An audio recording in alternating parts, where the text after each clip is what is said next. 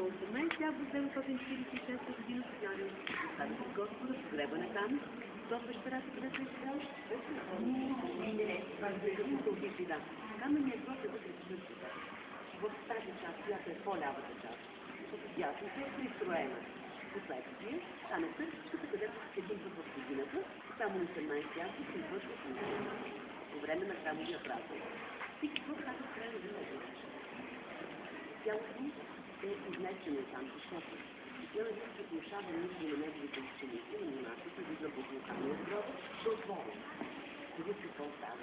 И намират тялото му на пленник в Мухаммед, не се е разложено. Вие знаете много добре, както пише във Библията. Пръсти и ще станете, тялото се разлага. Душата е разпърна, тя се представя пред Господа, на 40 дни се дава частния. И така, при едно голяма така църковна процесия, тържество, са пренесени мощите в сърдечния на София.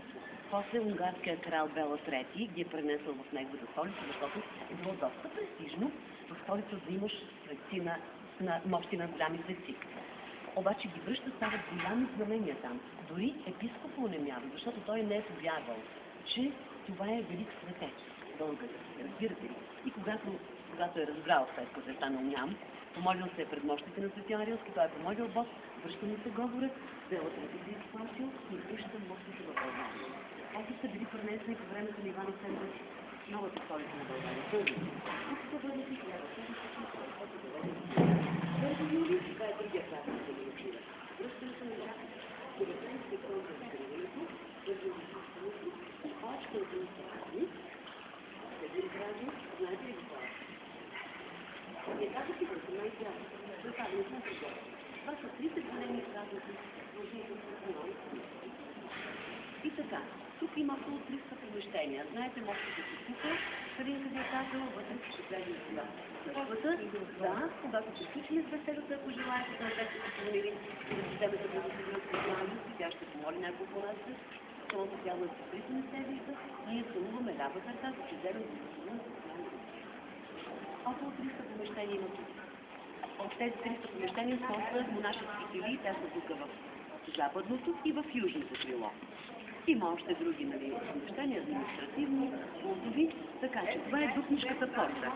Главният път отдолу е бил, моля по-сни първовичка, е бил Дупнишка, няма нищо, Дупнишкия път и затова Дупница е бил главният град на югозапада и портата носи името на този голям град тогава, сега е Благоевград, но някъде от Дупница, Дупнишка порта. На първият етаж е проектът на Софиян Кръстител, на третия етаж беседката Архангелския собор. Откъдето е Самоковската порта. Самоковски през планината са влизали през тази порта в манастира. Там на първият етаж е проектът на Софиян Богослов, на втория на Светите Сави и Симеон Светов.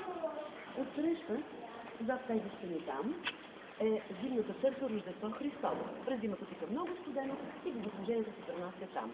И два проекта ще видите вътре в голямата църква, а тя е посветена, погледнете отгоре, и ще го посочи Светия Богородица. Видите ли там на стените? Ляво. Тоест, утре ще бъде храмовия празник на църквата. 8 септември. Рождество Богородица. И така, заповядайте. Тези, които виждате и вътре, са дело на нашите фотографски Самоков и Бански. Да, Самоковски и Бански.